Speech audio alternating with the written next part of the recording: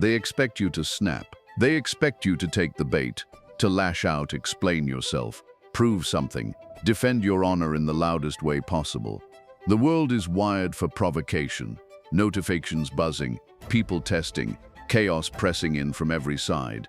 It is built to shake you, to make you move without thinking, to make you speak without clarity, to make you feel without control. But what if you didn't? What if in the middle of all that noise, you could just be still? Not because you do not care, but because you have trained your mind to respond instead of react.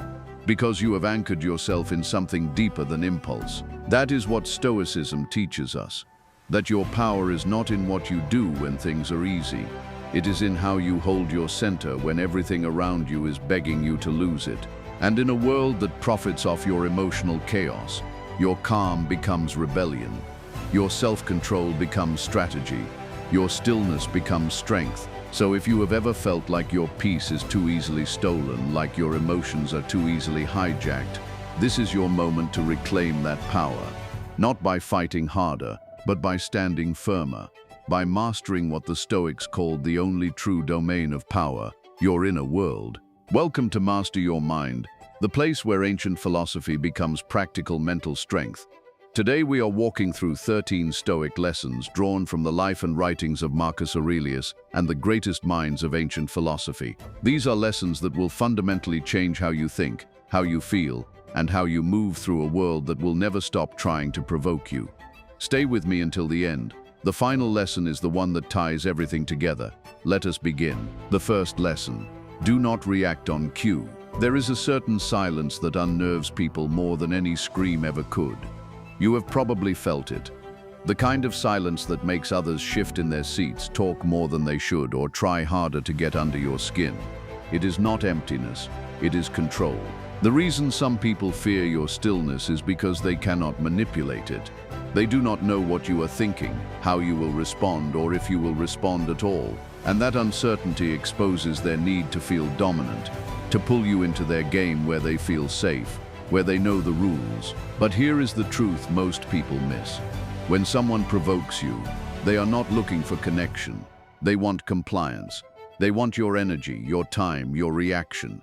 And the moment you give it, you hand them the script. You become a character in their scene, not yours. There is a quiet strength in pausing, not just biting your tongue, but actually seeing the situation for what it is.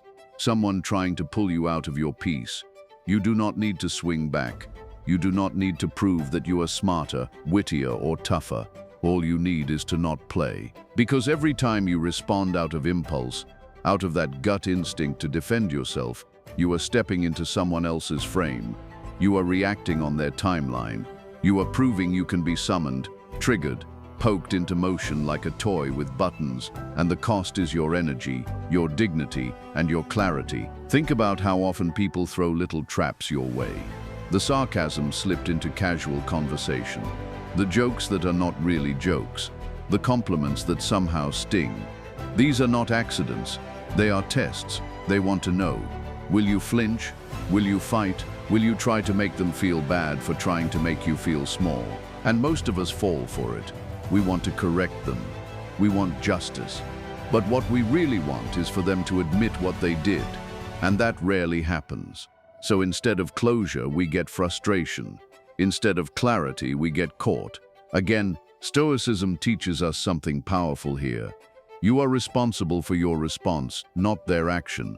That space between what they do and how you react, that is your entire kingdom. And you either guard it or you abandon it.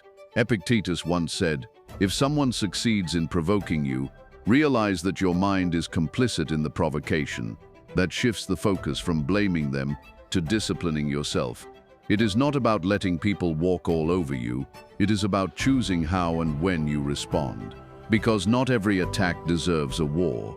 Some things are not worth the cost of your serenity. There is a deep kind of dignity in not explaining yourself to people who are trying to misunderstand you. In not wasting your clarity on someone who is only interested in your confusion. When you stop reacting, you stop bleeding energy into every small insult and sudden mood swing thrown at you. You start choosing your moments. And when you speak, it actually means something because your words are not scattered like panic. They are placed like stone. This is especially true in close relationships, family, friends, even romantic ones. The people closest to you know your buttons. They know your old patterns. They expect you to react the same way you always have. So when you do not, it disorients them, and sometimes it makes them push harder. But you are not who you used to be. You are not here to prove anything anymore. You are here to live in alignment. And part of that is deciding that not every battle is worth your breath. Not every slight deserves your explanation. Some things just get a shrug and silence. This silence is not passive. It is deliberate. It is strategy. It is discipline. It is knowing that your time, your mind, and your heart are valuable, and you are not giving them away to people who have not earned access. You will notice something wild when you stop reacting. People do not know what to do with it. They get louder. They get meaner. They start accusing you of being distant or fake or too calm. Why? Because your stillness highlights their chaos. Your quiet shows them how loud they really are. Your self-control reflects back their lack of it. And that mirror is deeply uncomfortable. But you are not here to make others comfortable at the cost of your own integrity. When you train yourself to not react, something shifts. You stop being a puppet, and you start being a presence. A presence that does not rise to bait. A presence that does not need to match energy. A presence that feels untouchable. And there is also a quiet compassion in this. When you stop reacting, you start seeing clearly. You realize that most people's attacks come from fear, insecurity, or pain. They are not always trying to hurt you. They are trying to manage their own chaos. And you are just in the blast radius. That does not make their behavior acceptable. But it helps you release the need to fight every time. You can step back, not just in strength, but in understanding. That is when your calm becomes wisdom. And that kind of wisdom, that kind of presence, it spreads, not through lectures, but through example. Through the silent discipline of someone who refuses to be baited. Someone who knows they do not need to react on cue because they are no longer an actor in someone else's play. They are the director of their own. The second lesson, let silence do the talking. There is something about silence that makes people uneasy. Not the kind of silence when you are alone in nature or curled up reading, but the kind that happens between people in a conversation, in an argument, in a room full of tension where one person chooses not to speak.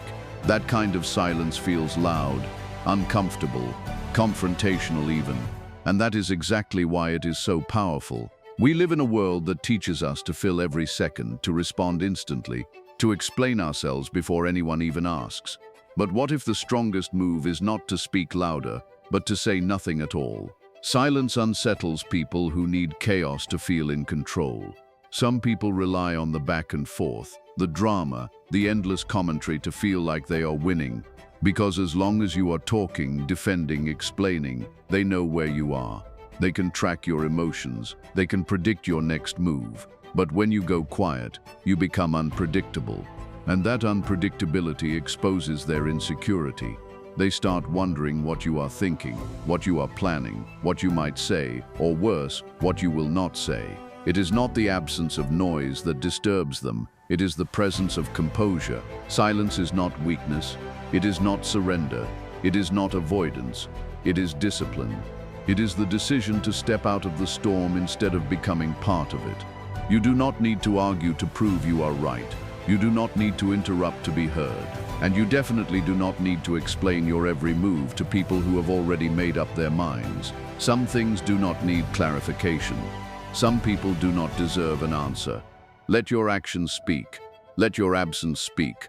Let your stillness become a message so clear it does not need words. When you sit in silence long enough, something fascinating begins to happen.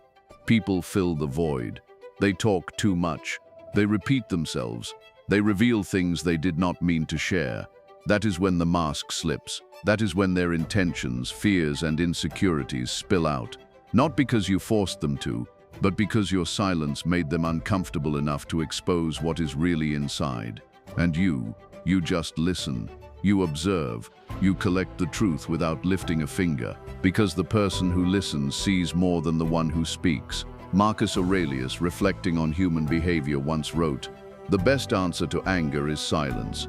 It is not just about refusing to fight. It is about refusing to lower yourself. It is about maintaining your inner order while someone else tries to throw you into disorder. Silence also gives you space to reflect.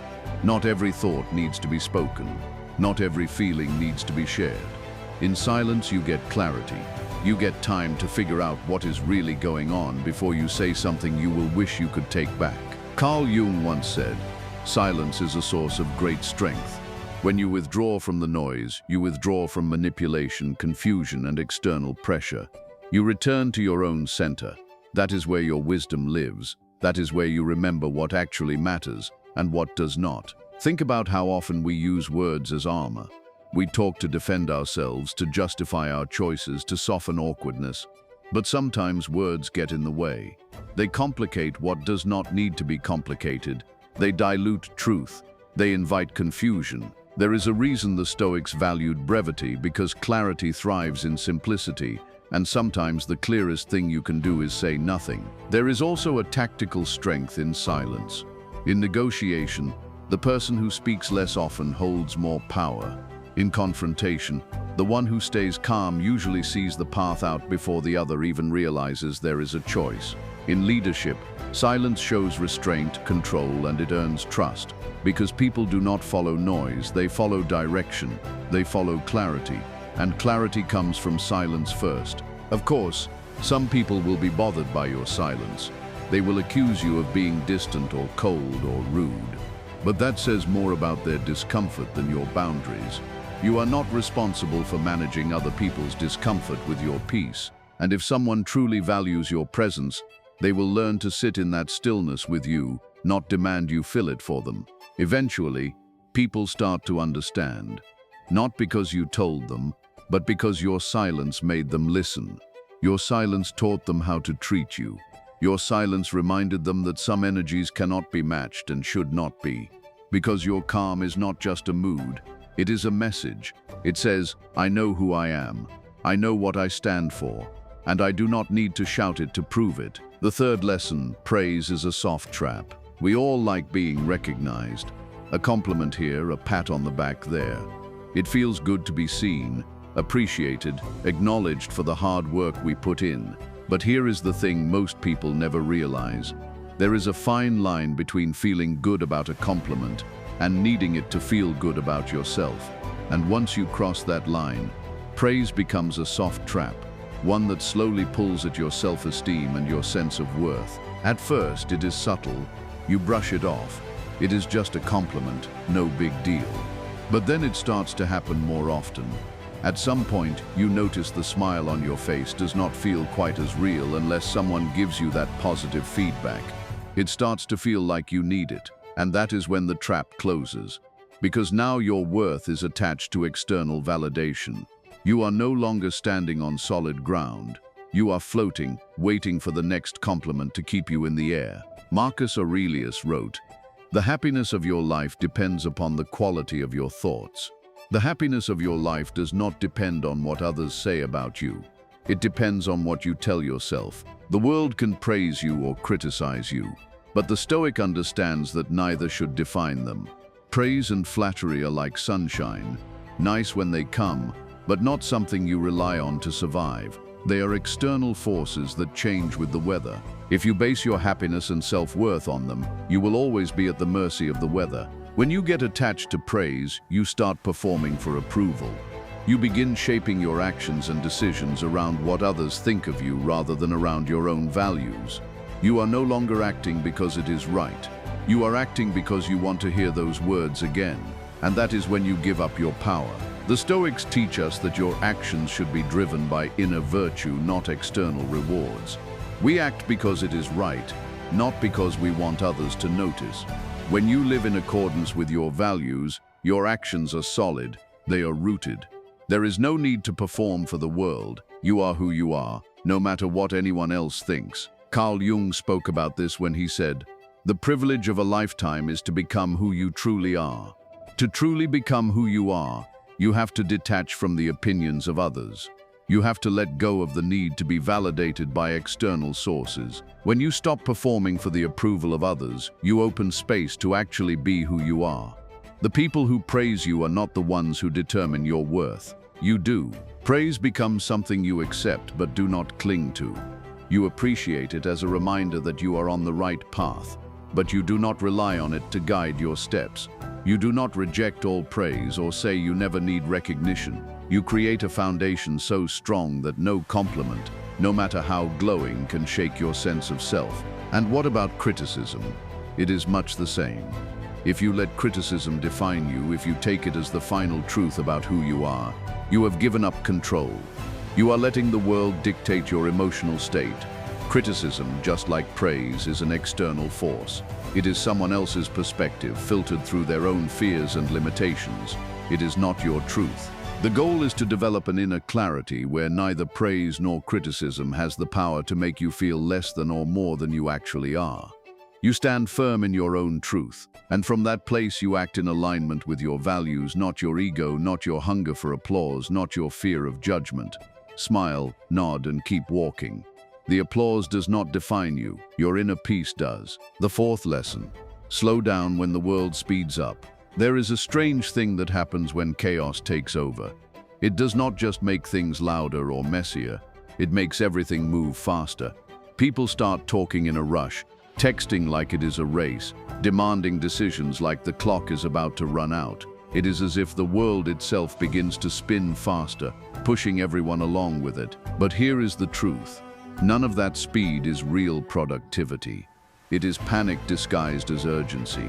It is the noise of everyone scrambling, trying to look like they are getting somewhere when in fact they are just speeding toward mistakes. The real skill, the true power, comes when you decide to slow down. Not to pause everything completely, but to take control of your pace while the world tries to pull you into its frenzy. In Stoic philosophy, slowing down is not just about reducing physical speed. It is about creating inner stillness. When everything around you is rushing, you can be the one who stays rooted. Instead of reacting to the chaos, you move in deliberate, thoughtful steps. You stop being swept away by the current and start navigating with intention. Marcus Aurelius wisely said, "The impediment to action advances action. What stands in the way becomes the way." When the pressure builds and everyone is sprinting, that is the moment to pause and consider the next move. That is when you gain clarity. Think about how often you make hasty decisions because everything feels urgent. How many times have you agreed to something, sent off a message, or made a choice because you felt like you had no time to think? That is not urgency. That is anxiety dressed up as productivity. Someone sends an email with urgent in the subject line, and immediately the mind kicks into gear. The pressure mounts, your heart rate picks up, and before you know it, you have jumped into something without considering the consequences. Carl Jung once said, "Hurry is not of the devil, it is the devil." When we rush, when we give in to the frantic pace of the world, we lose the ability to think critically, to make decisions in alignment with our true values. Speed without direction leads to wasted effort. Our power is in the decision to move with intention, not with speed. There is also something deeply powerful about seeing what others miss when you move slowly. When everyone is frantically trying to get ahead, you start to notice the things they do not. You catch the details that get lost in the rush. You hear the things that are not said. You feel the things that are overlooked. The calm mind sees more because it is not in a hurry. When you slow down, you suddenly see all the things that were just out of reach in the blur. You notice the nuances in a conversation. You catch the inconsistencies in an argument. You can see the consequences of your actions before they play out. And because of that, you make fewer mistakes. The most remarkable part of slowing down is that it does not just benefit you, it changes the way others see you. The people who rush, who react impulsively, who make snap decisions, they are easily influenced, easily manipulated, easily thrown off course. But when you slow down, when you take control of your pace, you become a force to be reckoned with. You become the calm in the storm, the one who stands firm while the world spins. So next time the world speeds up, take a moment to breathe, slow your pace, feel the tension loosen. In doing so, you are not just avoiding mistakes. You are making space for wisdom. You are choosing to move with purpose, not to be swept along in a current that does not serve you. The fifth lesson: watch what people do, not what they say. It is strange how easy it is to believe someone when their words line up with what we want to hear. We get drawn in by kindness, impressed by promises, sometimes even comforted by apologies. But words, as beautiful and convincing as they can be, are cheap. They can be rehearsed, shaped, and served in just the right tone to hide what is really going on. What truly reveals a person is not what they say, it is what they do when no one is watching, or when things are not going their way. That is where the truth lives, not in the moments of calm, but in moments of pressure, silence, and discomfort. That is when patterns begin to show. And once you begin to see this, really see it, you cannot unsee it. You start to notice the difference between what people say they value and what their actions actually show. The friend who says they support you but always finds a way to shift the conversation back to themselves. The colleague who talks about teamwork but disappears when there is actual work to share. The person who claims to love honesty but only when it does not challenge them. None of this is accidental, it is a pattern. And patterns do not lie. Stoicism teaches us to separate appearances from reality, not just in the world around us, but in people. It urges us to develop a calm mind that is not swayed by charm or hooked by smooth talk. Because the Stoic understands that reality is not in what is said, it is in what is repeated. Marcus Aurelius wrote, "You should be more straightforward and simple and not disguise your thoughts." That idea extends outward too. When we learn to observe others with clarity instead of bias or hope, we stop being deceived by surface impressions. We begin to live in truth, not in illusion. Carl Jung once pointed out, "You are what you do, not what you say you will do." When we accept that truth, we not only begin seeing others more clearly, we also begin holding ourselves to the same standard. Watching behavior becomes a mirror. You start catching your own contradictions too. This is not about judgment, it is about awareness. Awareness is what gives you the power to grow. The mistake most people make is trying too hard to make excuses for behavior that does not match the talk. They are just going through something. They did not mean it like that. They said they are trying, and while compassion matters, so does discernment. There is a difference between someone stumbling and someone showing you a pattern. And once it is a pattern, it is not confusion anymore. It is a choice. When someone repeatedly shows up late, breaks promises, dismisses your concerns, or avoids accountability, they are not making a mistake. They are making a statement. You just have to be calm enough to listen. Seneca reminds us that he suffers more than necessary who suffers before it is necessary. How often do we suffer emotionally because we expect someone to be what they are not? How often do we feel betrayed? Not because someone changed, but because we refused to see who they really were from the beginning. That kind of emotional pain is avoidable if we learn to trust patterns over promises. If we learn to stay calm long enough to observe rather than react. When you detach from the emotional noise, you start collecting evidence, not to build a case, but to see clearly. The Stoic does not react to every word. He watches, she listens, and in doing so, sees the whole picture. Actions do not just show character, they are character. The way someone handles responsibility, the way they treat someone they do not need, the way they speak about people behind closed doors. These are the real indicators, not their apologies, not their affirmations, not their reputation. Habits never lie. Once you stop being impressed by words, your relationships start to change. You become harder to manipulate, harder to deceive. Not cynical, just clear, because clarity breeds calm. You no longer argue with people trying to convince you of who they are. You just watch. You adjust your expectations to match reality. That is emotional maturity. That is Stoic discipline. And the more you do it, the more you protect your peace. The sixth lesson, accept what could go wrong. Life is unpredictable, and sometimes it throws things at us that we never saw coming. One moment, everything is going well, and the next you are blindsided by a problem you never anticipated. It is easy to panic in those moments. Most people do. They get hit by the unexpected and immediately start reacting out of fear, so caught off guard by the pain that they let it control them. They do not know how to manage it, so they get lost in it. They become victims of their own emotions. But there is another way to live, one where you prepare for the worst. not because you want it to happen, but because you refuse to let it define you when it does. The Stoic philosophers were masters of this idea. They understood that life was not about avoiding pain or discomfort. It was about how we handle it when it inevitably comes. Marcus Aurelius wrote, "The happiness of your life depends upon the quality of your thoughts. Pain and difficulty will come no matter how much you try to avoid them. But the quality of your life, the peace you maintain, the way you move through hardship, depends on how you prepare yourself mentally." Most people walk through life expecting everything to go smoothly. And when things fall apart, they panic. They did not expect failure, so when it comes, it feels like the end of the world. But those who are calm in the face of hardship, those who have taken the time to mentally prepare for the worst, are able to navigate the storm with a clear mind. They have already walked through the worst in their imagination. They have faced the idea of loss, of failure, of betrayal, and they have accepted it. Not because they wanted those things to happen, but because they knew they could handle it if they did. The Stoics had a specific practice for this, premeditatio malorum, the premeditation of evils. Each morning or in quiet moments of reflection, they would deliberately imagine what could go wrong, a plan failing, a relationship ending, a loss arriving unexpectedly. Not to live in fear, but to remove the element of shock when these things did arrive. To have already met them in the mind from a place of calm.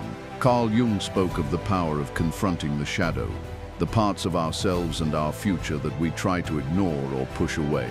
He said, "One does not become enlightened by imagining figures of light, but by making the darkness conscious. You do not gain strength by pretending everything is perfect. You become emotionally resilient by acknowledging the possibility of failure and accepting that you can face it." This is not about dwelling in negativity or preparing for disaster at every turn. It is about preparing your mind to be unshaken when the storm comes. If you constantly run from the possibility of pain, you live in fear of it. But when you accept the potential for hardship, you stop being afraid of it.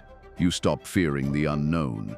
Instead, you are ready to face it with clarity, strength, and resolve. Seneca was right. We suffer more often in imagination than in reality. Most of the fear and panic we feel in the face of hardship comes from imagining the worst outcome, not from the actual event. By mentally preparing for the worst, you remove the fear of the unknown, and when the real pain comes, you will see that it is rarely as bad as the fear you built up around it. When life hits hard, the calm mind moves with purpose.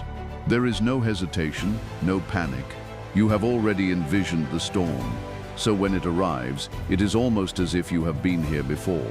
By mentally preparing for failure, loss, and pain, you free yourself from fear. You stop living in resistance to what might go wrong, and start living with the knowledge that you can face anything life throws at you. That is the essence of Stoic resilience. Not avoiding hardship, but facing it with grace, wisdom, and the quiet strength that comes from knowing you are ready. The seventh lesson: hide your hunger. There is something almost intoxicating about announcing your goals. You feel that rush of excitement as you share your ambitions with others, the pride that comes with speaking your dreams into existence. But here is what most people never realize. When you shout your goals from the rooftops, you are often distracting yourself from the real work. The more you talk, the less you do. The more you announce your plans, the more you invite external pressure and expectations into the mix. You let the noise of other people's opinions get in the way of your focus. In a world that constantly demands validation, there is power in staying silent, power in letting your results speak for themselves. Marcus Aurelius reflected deeply on the dangers of seeking external validation. He wrote, "Do not hanker after what you do not have, but think of the things you do have, which millions of people would envy." Real Stoic ambition is not about impressing others. It is about staying focused on the work itself. It is about finding value in what you are building, not in how it looks to others. Think about the times when you have been overly vocal about your goals. At first, it feels good. People nod, they congratulate you. But here is the catch. The moment you announce your hunger, you invite distraction. People start questioning you. They become invested in your journey, offering unsolicited feedback, or worse, waiting for you to fail.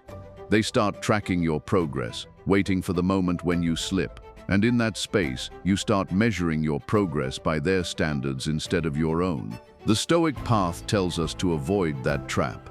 Do not seek validation from others. Do not get distracted by the applause or the criticism. Instead, stay focused on the journey itself. Work in silence. Move forward with discipline and steady effort. Let your results do the talking. What if part of becoming who you truly are is recognizing that you do not need to broadcast every step of your journey to feel validated? What if you could take that energy, the excitement of sharing your goals, and direct it inward instead? What if your energy could be spent creating instead of talking about what you want to create? When you stop announcing your hunger for success and start working quietly toward it, you begin to embody that success long before the world notices. You grow into it. And when the world finally catches up, the results speak for themselves. The Stoics believed in quiet resilience, doing the right thing because it was the right thing to do, not because it earned a reward or a pat on the back. When you understand this, you stop relying on others to recognize your work. You realize that the true measure of your progress lies not in other people's opinions, but in your own growth and commitment. Seneca once wrote, "It is not that we have a short time to live, but that we waste a lot of it." How much of your time have you wasted seeking external validation instead of doing the work? Instead of filling the world with words, fill it with actions. Focus on the process, not the recognition. Ambition, when rooted in Stoic principles, is calm, steady, and powerful. It is not about the noise, it is about the quiet discipline that moves forward without fanfare, without needing to be seen. Keep your hunger to yourself, and in time the world will see the fruit of your quiet labor. The eighth lesson: do not chase instant justice. There is a primal urge inside all of us to defend ourselves when we feel wronged. Someone insults you, belittles your efforts, cuts you off in a conversation, and your immediate reaction is to strike back. You want to put them in their place, you want justice, and you want it now. The problem is that rushing to fix things in the heat of the moment rarely leads to real resolution. Instead, it feeds the cycle of reaction. It turns into an emotional tug-of-war where no one really wins. This is not justice, it is just noise. And in the midst of that noise, you lose the chance for real impact. The Stoics understood this deeply. They did not rush to defend their honor or battle every insult thrown their way. Stoicism is not about being passive or letting people walk all over you. It is about being patient, calculated, and understanding that true justice does not need to be immediate. It is built over time. Marcus Aurelius said, "The best revenge is not to be like your enemy." His words remind us that we do not need to mirror the aggression of others to maintain our dignity. By holding your ground in silence, you do not lower yourself to their level. You rise above it. When someone disrespects you, the instinct is to react. Society, and especially modern culture, tells us that we have to defend ourselves, that we need to fight back whenever our pride is hurt. But the truth is, instant justice does not bring peace. It brings more conflict. The more you try to correct the wrong in the moment, the more you invest emotionally in the conflict, and the less clearly you see. Sometimes the most powerful move is to not react, to step back, take a breath, and let the situation unfold before responding. This is not cowardice. It is wisdom. It is the quiet strength of someone who knows they do not need to prove their worth through every argument or challenge. Carl Jung understood the human desire for validation and said, "Everything that irritates us about others can lead us to an understanding of ourselves. Our reactions often say more about our own insecurities than about the person we are reacting to. Instead of chasing instant justice, use that moment as a mirror to reflect on yourself and your own responses." True justice, the Stoic version of it, is quiet. It is thoughtful. It is not about making a point in the moment, but about making a lasting impact. It is about having the clarity to wait for the right moment, and then acting with precision, not emotion. When you remain calm and composed in the face of disrespect, you gain more than the temporary satisfaction of proving a point. You gain the kind of respect that comes from being unwavering in your integrity. Your calm, your silence becomes a weapon. They expected you to retaliate. They expected you to prove them wrong. When you do not, it unsettles them. They do not know how to react to someone who does not need to prove anything. And in the end, it is not about who won the argument in the moment. It is about who remained calm enough to act when the time was truly right. That is a victory no one can take from you. The ninth lesson: budget your emotional energy. Most of us do not realize how much we spend without thinking. Not money, emotions. Every time we react, every time we let someone get under our skin, we are making a payment, not in dollars, but in something far more valuable: our energy, our focus, our peace of mind. The truth is, your emotional energy is a limited resource. You wake up with a certain amount each day, and how you spend it determines everything: who you give your attention to, what you allow to drain you, what you choose to let slide, and what you fight for. But if you are not aware of your emotional spending, you will end up exhausted, frustrated, and wondering where your peace went. It starts small. Someone cuts you off in traffic, and you carry the irritation for hours. A passive-aggressive comment at work lingers in your head all day. You replay an argument in your mind 10 different ways, rehearsing what you should have said. None of these things are emergencies, but they drain you. And the worst part, most of the time the other person has already moved on. You are the one still paying. That is the trap. You hand over your emotional paycheck to people who did not earn it and do not deserve it. And at the end of the day, you are left with nothing but fatigue and regret. Stoicism gives us a way out of this cycle. Epictetus, a man who had every reason to be bitter, said it plainly: any person capable of angering you becomes your master. When you react without thinking, when you let someone else decide your mood, you have handed over control. You have let someone else decide what your day will feel like. Think of your emotional energy like a bank account. Every time you argue with someone who just wants to argue, you make a withdrawal. Every time you obsess over something you cannot control, you write a check you cannot cash. And just like with money, if you do not budget wisely, you go bankrupt. Not financially, but mentally. You become reactive, anxious, drained. You have nothing left for the people who matter, for the things that deserve your energy, because you spent it all on things that did not. Carl Jung once said, "What you resist not only persists, but will grow in size." When we react emotionally to every little thing, we feed those moments more power. We resist the discomfort so it lingers. We fight the insult so it grows. But when you budget your emotional energy, you start to see things differently. You stop needing to respond to every comment. You stop feeling obligated to fix every misunderstanding. You let things go, not because you are weak, but because you are wise enough to know the cost. The more you ask yourself, is this worth the expense, the clearer your decisions become. You start walking away from things not because you are avoiding them, but because you have already done the math. That is what calm really is. It is emotional wealth. It is what you carry when you do not spend your reactions on things that do not matter. You would not give your last dollar to someone who insults you. So why give them your inner peace? Why let their behavior bankrupt your day? Seneca reminds us, no person has the power to have everything they want, but it is in their power not to want what they do not have, and to cheerfully put to good use what they do have. Apply that to your emotional energy. You may not be able to control everything that happens to you today, but you can control what you invest in. You can choose to protect what you have, your attention, your peace, your focus, and use it wisely. When someone tries to bait you and you do not bite, when a situation turns chaotic and you stay grounded, that is emotional wealth. That is strength that does not need to show off. And ironically, that is what shakes people the most, when they realize they cannot buy your reaction, that no matter what they say or do, you have already decided what is worth your time. That kind of control is not just stoic, it is magnetic. The 10th lesson: flattery is not always friendly. Sometimes the sweetest words carry the sharpest edges. We all enjoy compliments, being told we are doing great, that we are talented, smart, admirable. It feels good. It warms us. But not all praise comes from a place of truth or care. In fact, the most dangerous kind of manipulation often starts with kind words. That is the trap. Because when you are not paying attention, flattery can become a tool used to disarm you, to lower your guard, to shift your awareness away from what is really going on. Praise makes us comfortable, and when we are comfortable, we stop asking questions. The Stoics teach us to be cautious, not just with criticism, but also with compliments.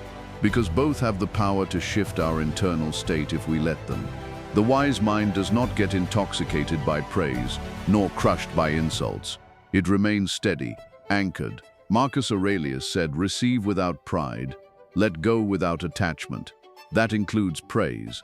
A Stoic accepts a compliment with gratitude, but does not chase after it or build their identity on it. They smile, say thank you, and keep moving. Because the moment you need praise to feel secure, you become vulnerable to those who know how to use it. Flattery is not always sincere. Sometimes it is strategic. People might tell you exactly what you want to hear, not to uplift you, but to soften you, to gain your trust quickly, to open a door that you would normally keep shut. The compliment becomes a currency, a transaction, and if you are not paying attention, you will start spending your energy, your time, and your emotional bandwidth on people who never really meant the words they spoke. Carl Jung believed that what we choose to ignore often has the most control over us. He wrote, "Until you make the unconscious conscious, it will direct your life and you will call it fate. If you accept all praise at face value, if you never pause to ask why now, what is behind this, you risk becoming someone who is easily steered by other people's words. You will start shifting your tone, your actions, your goals just to keep the praise coming. And when it stops, you will feel lost." The point is not to reject compliments or live in constant suspicion. The point is to receive them with clarity, to be aware of how praise influences your state of mind, your ego, your decisions, to recognize that not everyone praising you is trying to help you. There is also something to be said about how praise can dull your edge. When someone constantly tells you that you are amazing, you may stop pushing yourself. You might begin to believe you have arrived, and that is when growth stops. That is when comfort becomes a cage. Flattery works because it feeds a part of us that craves affirmation. But Stoicism reminds us that real affirmation must come from within, that you must know who you are not because others told you, but because you did the work to find out. When you know who you are, flattery cannot control you. You can appreciate it without depending on it. You can hear it without needing it. Stay sharp even when it is sweet. The 11th lesson: walk away without a word. Some things are better left unsaid, not because you do not have the words, but because the words no longer matter. You reach a point in life where explanations feel heavy and repeating yourself becomes exhausting. That is when silence becomes your strongest response, not because you are cold, but because you are protecting your energy. People often believe that every ending deserves a conversation, that we owe others a final paragraph, a summary of our reasons, a well-articulated goodbye. But real endings do not always come with explanations. Sometimes they arrive in the form of quiet departures, without warnings, without scenes, and that silence often echoes louder than any argument ever could. Stoicism reminds us to focus on what is within our control and to release what is not. You cannot control how someone receives your absence. You cannot dictate whether they understand your silence, but you can control when you are done. You can choose not to explain yourself for the 100th time. You can decide that your peace is more valuable than their reaction.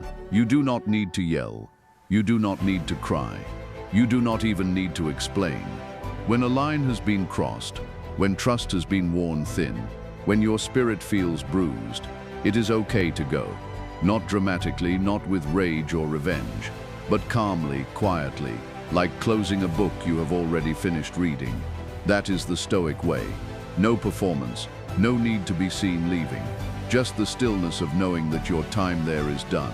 People fear silence more than confrontation. When you fight, they can respond. When you explain, they can argue.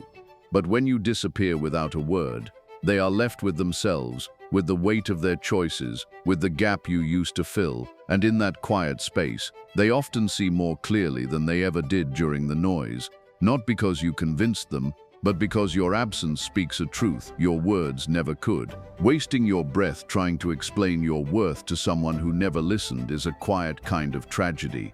Energy poured into being understood by someone committed to misunderstanding you.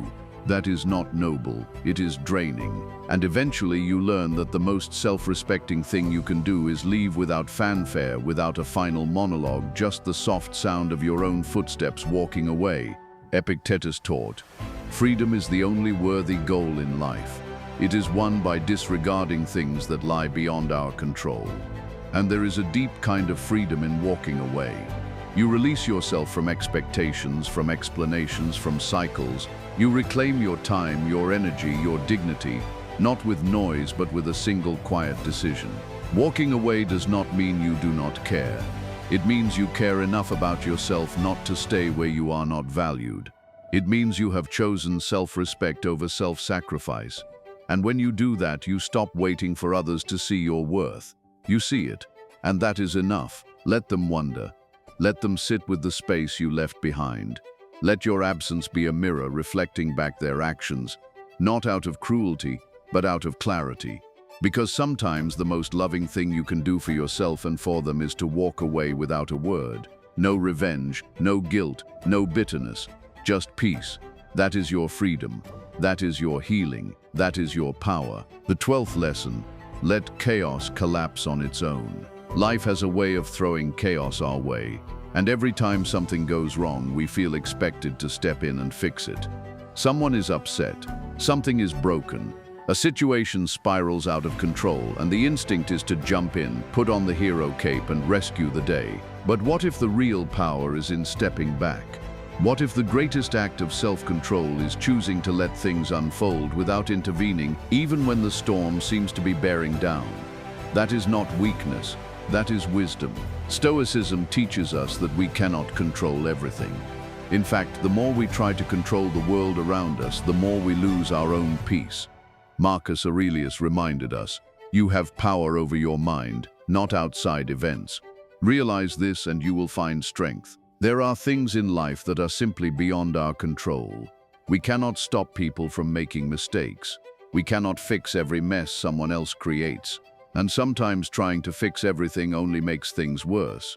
The Stoic path is not about rescuing every sinking ship. It is about recognizing which battles are worth fighting and which ones will take care of themselves if we simply let them. People who are in constant turmoil often expect others to come in and clean up the mess. They want someone to calm their nerves, solve their problems, carry the weight of their mistakes. But when you are always running to put out someone else's fire, you start burning out yourself. At some point, you have to realize that not every problem is yours to solve. Not every sinking ship is your responsibility to rescue. And more importantly, sometimes letting things collapse on their own is the most compassionate and wise thing you can do for both them and yourself. By rescuing people from their own consequences, you might be enabling the very behavior that caused the problem in the first place. Carl Jung once observed, "The most terrifying thing is to accept oneself completely." True growth and responsibility come from facing the consequences of our own actions. When we step in too quickly to fix someone else's mess, we rob them of the chance to grow, to take responsibility, to learn from their mistakes. This is not about being cold or heartless. It is about understanding that stepping back does not mean abandoning someone. It means choosing to let them face the consequences of their own actions so they can grow. The idea is to detach not from caring, but from the need to control. The Stoic does not get swept away by every emotional storm around them. They observe from a place of calm, seeing the situation for what it is, not for what they wish it could be. That detachment is not coldness. It is clarity. It is the ability to see the fire burning without rushing into it to put it out. By letting things collapse on their own, you take away the fuel.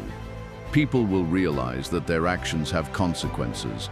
They will begin to see the importance of stepping up and taking responsibility. And what is powerful about this approach is that it is not about them. It is about you. It is about protecting your energy, your calm, and your mental peace. In the end, the calm mind does not rush to fix what is broken around them. It does not get tangled in every drama, every conflict. It knows that sometimes the best thing you can do is step away. Let things unfold, let them collapse. Because when they do, they make space for new growth, new understanding, and in that space you remain intact, unaffected by the chaos, and ready to move forward with clarity. Before we arrive at the 13th and final lesson, I want to pause here for a moment. We have walked through 12 powerful principles today. 12 different ways the Stoic tradition teaches us to reclaim our calm, protect our energy, and build a mind that cannot be easily shaken. And if you have been paying attention, you will have noticed that each of these lessons has been pointing towards something deeper, a single underlying truth that makes all the others possible. This final lesson is the one I want you to carry with you long after this video ends. Because without it, the other 12 remain just techniques, habits you pick up and put down. With it, they become a way of being, a fundamental shift in how you relate to yourself and to the world. This is where it all comes together. Do not skip this. The 13th lesson: calm is not numbness. It is mastery. Most people misunderstand calm. They see someone quiet in the middle of chaos and assume they are cold. They assume that silence means emptiness, that a calm face means a numb heart. But the truth is far more powerful and far more difficult. Real calm is not the absence of feeling. It is the presence of control. It is not that you do not feel. It is that you feel deeply and choose deliberately not to let those emotions run your life. You sit with them, you hold them, you examine them, and then, like a craftsman, you shape them into something useful. Think of an artist with a block of marble. The marble is emotion, raw, heavy, unformed, and calm is the chisel. Without control, emotion just stays a block. It weighs you down. It confuses you. But when you bring steady hands to that marble, you start to shape something meaningful. You do not strike wildly. You do not rush. You take your time. You carve with intention. That is what emotional mastery looks like. Not suppression, not avoidance, mastery. Knowing what you feel and deciding how you act in response to it. There is a common belief that the only way to prove you care is to react, to shout when you are angry, to storm out when you are frustrated. But reacting is not proof of depth. It is often just proof of a lack of discipline. It is easy to react. It takes nothing but impulse. What takes strength is the pause, the space between emotion and action. That moment where you breathe and ask yourself, is this who I want to be right now? That is where power lives, in the gap. Stoicism, at its heart, is about that gap. It teaches us that emotions are not enemies. Even Marcus Aurelius never said, "Do not feel." What he said was, you have power over your mind, not outside events. Realize this, and you will find strength. The mind, when calm, becomes a fortress. Not because it locks emotion out, but because it lets emotion in without letting it take over. You do not run from the fire. You walk through it with grace. You let the heat warm you, but you do not let it burn down the house. Let us be honest. Calm can look boring from the outside. While others are raising their voices, throwing things, or slamming doors, you are just still, quiet, collected. And that stillness might make people think you do not care. But that is their misunderstanding. Your silence is not absence. It is strength. It is the decision to hold your ground rather than be dragged into a storm. People who live in noise often cannot understand what it is like to live in peace. They see calm as weakness because they only know how to be loud to feel heard. But there is a deeper kind of presence, one that does not need noise to be felt. You will notice something interesting when you start to practice this kind of calm. People begin to adjust their behavior around you. Your lack of reaction becomes unsettling, not because you are intimidating, but because you are unpredictable. You become the kind of person others cannot manipulate, cannot guilt, cannot provoke easily. That calm becomes your armor, not by shutting down emotion, but by mastering it. You feel everything, but you do not show all your cards. You care, but you do not collapse. You hurt, but you heal in silence. And when you speak, it is with intention. There is a special kind of peace in knowing that you do not owe the world every thought that crosses your mind. You do not have to explain every mood, every decision, every silence. Some things are better held within, not to hide them, but to honor them. Not every emotion needs a stage. Not every feeling needs a microphone. Part of mastering yourself is knowing which parts of you are sacred and which ones are just passing storms. The calm person does not perform their pain. They process it, and in doing so, they transform it. Seneca once wrote, "He who is brave is free." But bravery is not always loud. Sometimes it is the quiet act of not reacting, of sitting with discomfort instead of pushing it away, of saying, I see this pain, I acknowledge it, but I do not serve it. That kind of bravery does not earn applause, but it earns inner peace. It earns self-respect. And over time, it earns the respect of others who begin to realize how rare that strength really is. There is also something deeply liberating about not being ruled by your moods. To wake up and say, whatever happens today, I will remain centered. That does not mean you will not be shaken, but it means you will return to yourself faster. You will not spiral every time something unexpected happens. You will not chase validation every time you feel uncertain. You will become your own anchor. And that kind of self-possession where your peace is not dependent on the world is rare. It is rare because it is earned, day by day, thought by thought, choice by choice. It is important to remember that calm does not mean you are done growing. It means you are growing differently, not through chaos anymore, but through reflection, through deliberate action, through quiet resistance. When someone tries to provoke you and you do not respond, that is mastery. When someone questions your path and you stay true to it, that is mastery. When life throws something painful your way and you absorb it without losing yourself, that is mastery. It is not numbness, it is sovereignty. You are not reactive, you are responsive. You move with thought, with clarity, with dignity. And that is a kind of power that no one can take from you. In a world that glorifies reaction, staying calm is a rebellion. In a world that wants you to prove yourself constantly, choosing stillness is a declaration not of weakness but of self-respect. It is saying, I am not here to be controlled by your chaos. I choose my peace over your noise. That is not apathy. That is alignment. That is what all 13 of these lessons have been building toward. Not a technique, not a strategy, a way of being, a self that is rooted, unshakable, quietly, completely free. Every time you choose calm over chaos, silence over noise, patience over impulse, you step deeper into your own power. And that is not numbness. That is the highest form of mastery. If something shifted in you today, if one of these 13 lessons named something you have been trying to find words for, then I want you to know that this is just the beginning.